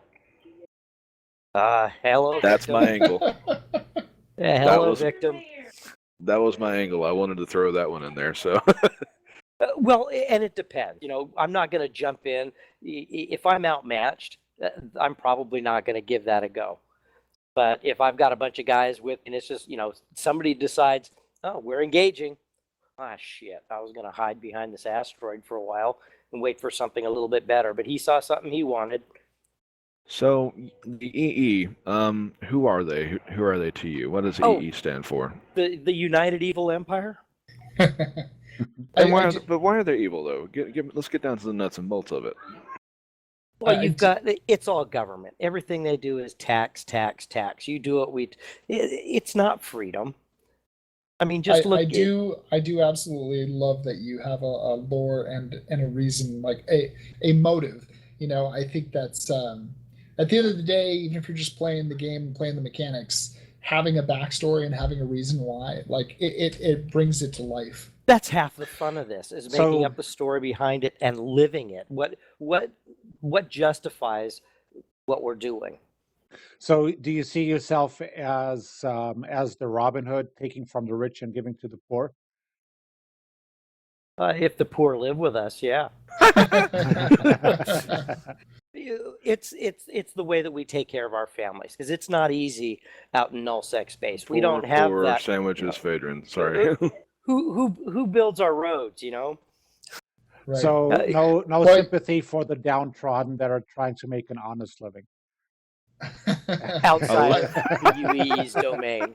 Well, the thing with that is like, back in the day when I used to play, EverQuest, guilds became nations of their own. I mean, yeah, you had the different races in game, and you had the different cities and the factions of good guys, bad guys, neutral, whatever, and all that. I played on a team PvP server, but at the higher level, you pretty much, your guild was your group, and but of course, if you came across somebody out in the wild, you didn't necessarily always attack them.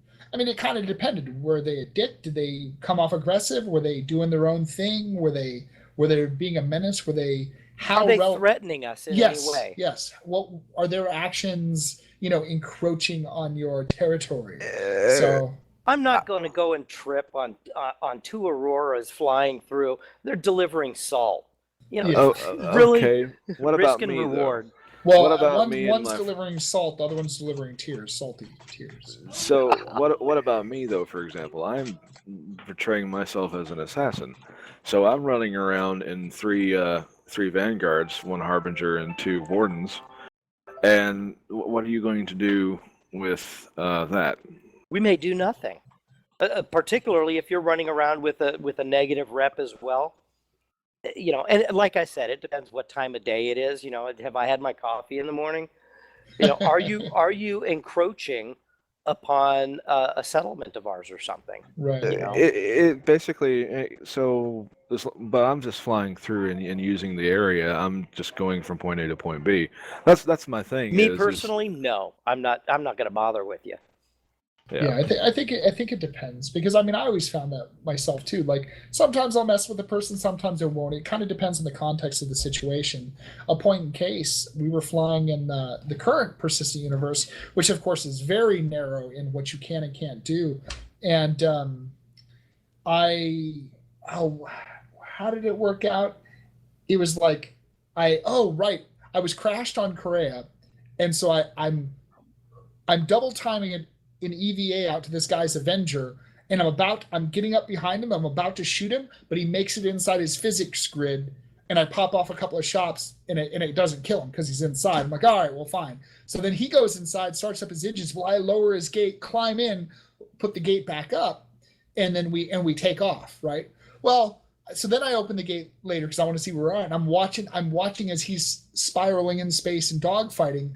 Well, I guess he wins his fight and he goes to land. So he lands and he comes out. We can't kill each other, but then we jump out, and now we're back at Korea again, and someone else is telling me. So now all of a sudden we just join up together. So we both landed on the platform, and we're moving, move, shoot, and cover, getting ready to breach. And it was awesome. We transitioned from like I was about to murk him and take his ship to now it's more fun to be allies. So right. Yep. You shifted basically. And yeah, I've done that before. Opportunity. And we do that all the time. We'll be me and a bunch of friends will be sitting around Korea, and then you'll have another couple guys come in, and we'll just start maneuvering. I mean, right. Half of this, I get a new configuration on my controllers, and I'm trying to practice stuff, and I got somebody else to joust with. Right. I've done that before. And then you hear it, shots fired. but you never know, and that's the fun part is I've gone out there and spun around for 45 minutes goofing off, and then somebody jumps in. We'll have a freelancer come in and he starts shooting at one of us. I don't even know this guy. I don't know what his handle is. He never popped in chat, but we're going against this freelancer who unloaded on us while we're just playing around. Right. So and it does. It just comes down to have they said anything in chat? Because you'll sit there and you'll get to know people just by their conversation. And you'll be like, I'm not going to attack you.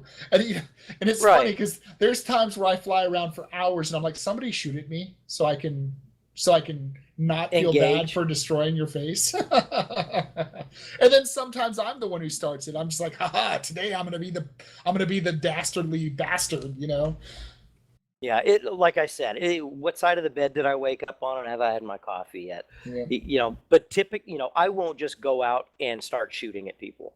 That's not fun. I mean, it can be, I guess, if that's the mood I'm in. It gets boring if that's, it's not exactly. a very good, it's not a very strong motivation. Like I've always been a part of where you have, you're like, I'm a freedom fighter. So you want your actions to reflect a motive, I guess.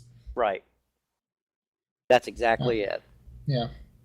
So, in the real world, what do you do as a trade? What do I do?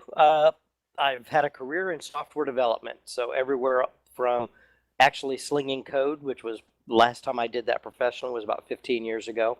But, IT, technology management, systems integration, that's what I do now. Yeah. So I've been a tech head all my life. So I love what this thing does. Any active service? Yes, I served in the Marines through Desert Shield and Desert Storm.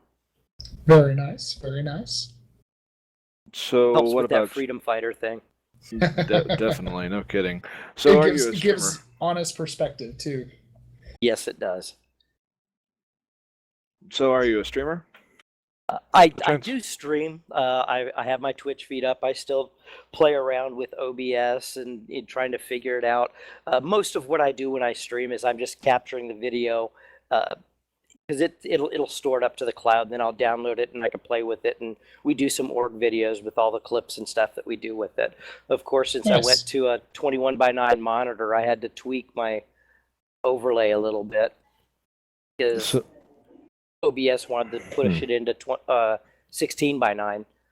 So I'm still learning. Yes, I do stream. You'll find my stuff streaming. Usually when we're goofing around, we get some really funny video. And it also helps if you have something to feed to if you're filling out a ticket on the Issues Council. Certainly, it helps you find the bugs and glitches. What influences have led you to Star Citizen? Decades of computer games. Back on mainframe, I remember playing Elite in 1984, Wing Commanders in the next decade, and Privateer. Then I went to shooting, and now we've got a game that does space sim and shooting. How'd you hit about it? Like, where'd you first hear about Star Citizen? I heard about it with the Kickstarter. I did not get in at the Kickstarter. I was in a place where I wasn't able to.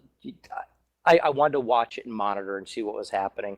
And we, every month or so, I'd come, and some of the guys in my shooter guild we were following, and it's like, look at this, and then we jumped in. Several of us jumped in. So, and it was right after the Kickstarter. It's like, okay, we've got to do this. And I had missed out on a couple of the stretch goal rewards, and I'm like, that's it. There were one or two of them, and I'm like, I've waited long enough. Wait a second. We spoke. Didn't you say you got in around the 15, 16 thou or mil mark? Yep, right around 16. But they retroactively gave those guys all the earlier rewards. I don't think you missed anything. Did they really? I know that some of them they did, but there are still a couple that it still states today. I don't remember if it was the engine modding kit. Because I like overclocking my computer, and I plan on getting gear and overclocking it. That's going to be one of the things that we black market. I plan on selling in the verse. Well, I guess ping me sometime offline, and we'll compare like the early day stuff and see if you're missing anything. Because I think they lumped it all together in a single item towards the beginning. All of these, but I don't think I did get a couple of those. I'll have to go back and audit it and look at what they had. I'm a proud owner of a Xeon space plant, so we'll go on with that. Gotta love the plants. Hey, I mean, like I said, I still have a early Becker award, so there you go. I started around about that. And I like the plant, so I was a little underwhelmed with it, but the plant's still cool. Yeah, it is what it is. But I mean, that's the thing, though. That's kind of right when I hopped in was Alien Languages and Xeon Space Plant. So I got some things, but that's my proof that I was there in the beginning. So I think it's great that you got in together with friends. That's pretty awesome. Have the people that you first got in with, have they stayed active with you this whole time? A couple of them are active. A couple of them are still, they got in, but I'm a glutton for punishment. Sure, I've been part of. I understand the software development process, the timelines that we go through, the changes. When there's a change in scope, I know darn well that's going to impact the amount of time it takes. Right. And as you're tuning stuff, Star Citizen, CIG has found things. It's like, what? We're making this change. It's going to be for the better. It helps us build the foundation for this. I get it. Some of them don't, and more and more people are coming in since we went to 2.0 and beyond. We've got more people coming back, but there are still a couple of friends of mine who don't. I also have a brother and a daughter who's in Star Citizen. So nice. Awesome. They came in a little bit, several months after I did.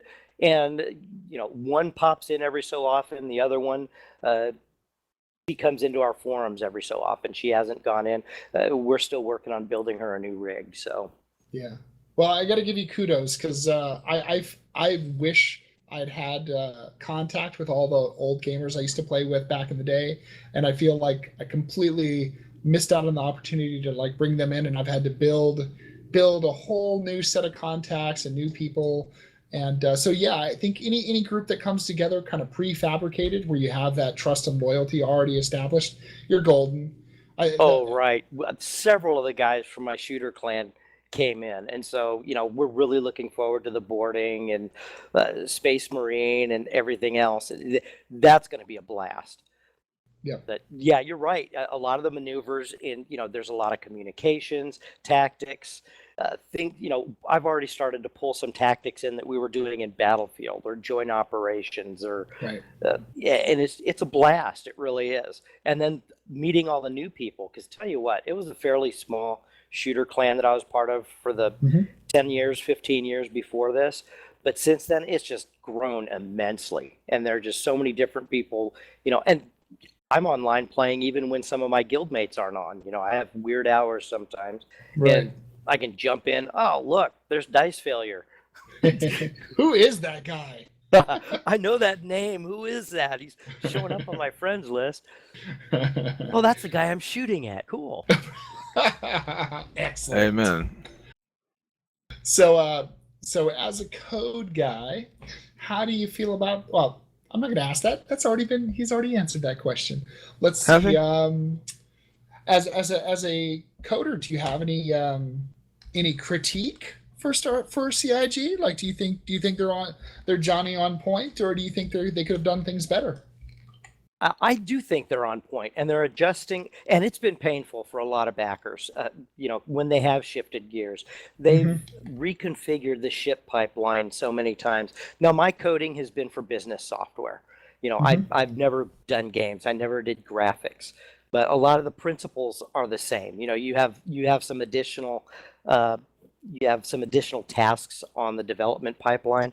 I get it. Changing technologies, changing how they're, you get to a point and it's like, oh crap, we just wrote all that and it's not going to work with this module or this component. And they have to re-engineer pieces of it. And I get that. And it's been very painful for a lot of people because I thought we were going to see this in 3 years. I thought, and it's like, well, they're making it better. And usually you don't have this level of A, visibility, and B, participation. Right. A lot of the stuff that we're seeing is stuff that is never seen. And so it is a one-of-a-kind experience. It's even regardless of how much money I've spent, even if the game is not as fun as we all want it to be, I feel like the journey there has been such an adventure. I've met so many people. I've had so much fun investing my energy and time and interest into it. It's just been an amazing experience. Well, the social aspect has been huge. I mean, with the new guild, and look at all the stuff in the community. Hell, I'm here talking with you guys on your podcast, and it's like, I've never done this type of stuff for any other game. Yeah, and so it's batshit crazy. So, does the transparency help or hinder the game production? Do you think that they have to stop and how much planning do they go in before they make a move? Do they delay this? Do they say, "Oh my God, they're going to hate this"? Or, I mean, I think on many occasions they've thrown it. I like the transparency personally, and communication. And I mean, they got bits and pieces of this organization and people who are developing all across the globe.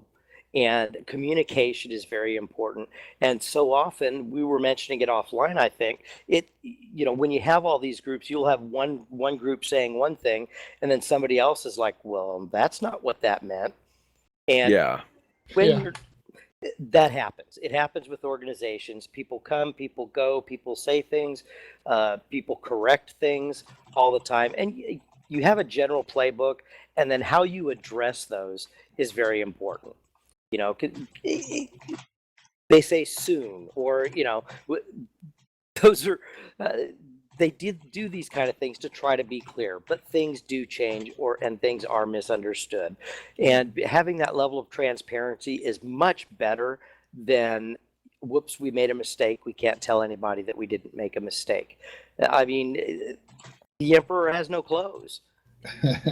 And I think to wrap that portion too is, for better or worse, even though it's been a super drama-filled ride sometimes, I think that you can look at the numbers, the fact that we've pushed over 1.3 million, backers or accounts or whatever, and that we've made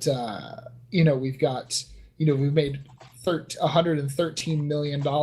It's just mind-blowing. So obviously, better or worse, the attention keeps the game relevant in the gaming culture's eyes, and then even with the drama, people look through and they see enough that they do like that they end up backing. So the question is what is the total amount of players within the subgenre of PC gamers, science fiction fans that can possibly be saturated at, when will StarCitizen hit saturation, Yeah, and you're gonna see players. I mean, I know people who have backed it, and it's just like me with Elite Dangerous. I backed it. I think I've spent 2 hours in it, And I spent a good $100 or so backing that game, and it was more so that I could back it so that it was out there. You know, comparing it to Star Citizen, they're two different games. I know there are a lot of people who hate between the two, but to me, they're two completely different games. Yeah. Just like Battlefield and Call of Duty, it's a different type of gameplay, different type of style. And, you know, I backed it because I supported the project. I started this one because I knew on day one we were going to see Mark Hamill in here from Wing Commander. That's awesome. I knew this from way back, and I was backing the project, and I knew I was going to really back it. And to be honest, I really didn't believe that we were going to be able to interact with the development process as much as we have. I mean, hell, they're hiring guys who competed in the next great starship. Some of those guys are now employees. The Four Horsemen. That is cool. Yeah, it is. It is really cool. And like, especially like the Redeemer is going to get, it's sitting on the rack waiting for the original artist to get on there and, you know, play with it. That's going to be awesome. Oh my God. Are we going to get those side guns on the end of the pliers? I don't know. Chris Roberts was like, hey, put more guns on it. So, I mean, hopefully. I love that. Yeah. It's going to be one hell of a bounty hunter ship. But anyways. It's going to be a lot of things because I'm suspecting there will be some modularity with those as well. It's not just going to be a landing ship type of thing. Yeah. Is there anything that you'd like to add to it? Oh, yeah. I want to see Grand Theft Auto for all the buggies. There you go. You know, we got the hangar buggies, and, you know, all my Connies got different buggies, and my Carrack. Yeah, I want to see GTA for that shit. When you say GTA, all I can think of is like reaching over and grabbing a guy by the shoulder and like pulling him out of the buggy and like kicking him to the curb and then stealing his buggy. Yeah, I thought about the shooting of the hookers, but that's a different thing. And I do want my ramps. And why are you going to be so violent, Mr. American Pants? I am not violent. I just want my money back. I want my $2.40. I want my $2. See? $2. Yeah, the kids approve. They know what's going on. See? You tell them, kids. Traz Ion is funny. At least he tells himself that. Hey, Reagan, come here. Come here, Reagan. Yeah, I have a question for Reagan. If I can catch him. Hey, Reagan, come here. Have some candy for you. Want some candy? Dear Come Lord. to my panel van freelancer. So all right. So we are white rusted freelancer. So we are getting kind of towards the end of the show. So RoguePope, do you have any final, any cool topics you want to hit up before we roll on? I'm always curious, and I think we need to start a library. I know that there's been some attempts for controller mappings. You know, you wind up having to skim through, and I'd really like to see some kind of online library of different. And we talked about exporting the XMLs. I'm hoping that's always a thing because I keep switching up my controllers. Currently, I think you were going to ask me about this, was what controller setup I've got. And I'm using dual joysticks for flight, and then I use mouse and a speed pad. I have the Orb Weaver. And so when I transition from flight to first person, I just drop my hands outboard and I have my mouse and speed pad. Now, I got a lot of mapping ahead of me, but I like being able to save the XMLs for that and then load them back up and make the changes. I'm always tweaking that thing. And you throw in track IR and voice attack. Right now, you just have to go all over. You have to Google the shit out of everything. Hey, Reagan. Reagan. Wait. Say hi. Hi. Hi, Reagan. Tell Daddy to make a sandwich. Does Daddy make Reagan, sandwiches? You're going to have him wanting one. Quit. Are you hungry for a sandwich, Reagan? Is he at work? Yeah. I don't know if he's at work. I think Traz is having too much fun. But this is my work. I just don't get paid. Daddy, I want a sandwich. So send me sandwiches because Here, space sandwiches with pants and t-shirts involved. Okay. So, are you ready for some rapid fire? avocado sandwiches. Reagan, say sandwich. It became so cookies came. Mm. I don't know. He just wants to talk. I love it. See, I have my own Traz right here at the house. All right, you ready for some rapid fire? Shoot. Final 5 questions, and going in now. Keyboard and mouse or HOTAS? Dual joysticks. Yeah. Favorite flyable ship?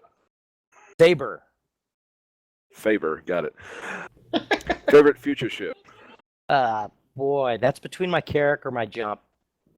Nice. Ballistic or energy weapons? Maybe something fancy. Both. Broadswords and Panthers. My man. Ooh. These are shenanigans that Breaking you want it to pull down. off at game launch. This is probably the trollest thing I want to do.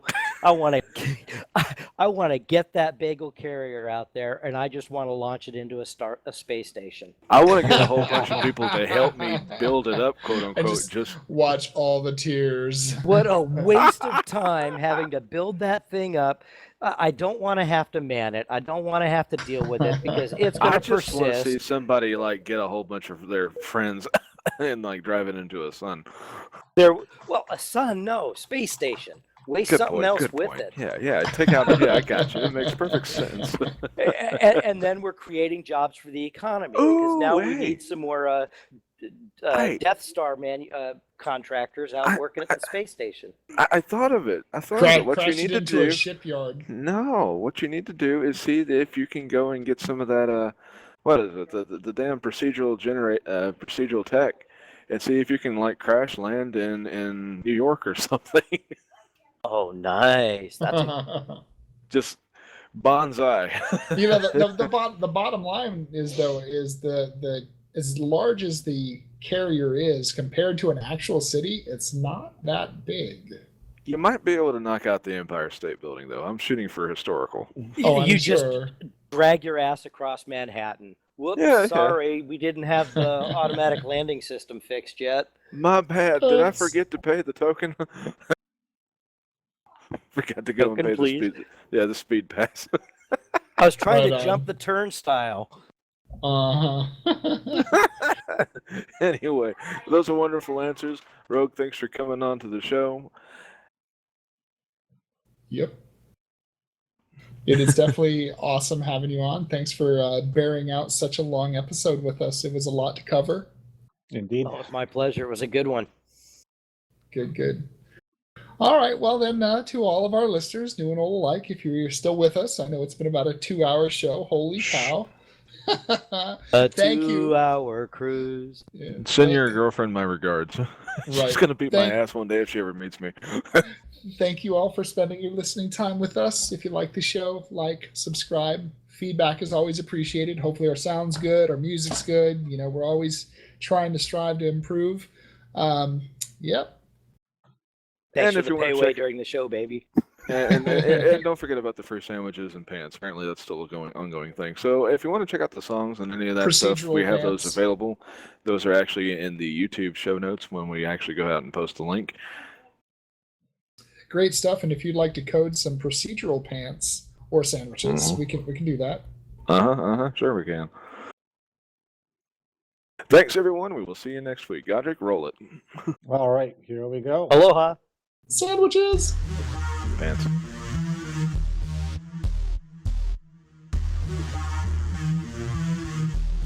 I think there was a lot more alcohol in this episode. I got 3 down. I think the music's still playing. Is that good or bad? Can they hear us? Procedural generated avocado sandwiches. Stat. Hold the pants. A little bit of lime, some onion, and I have my guac. Now we know who's Block. going to be making the sandwiches for the vending machines and stuff, Citizen. Oh dear God.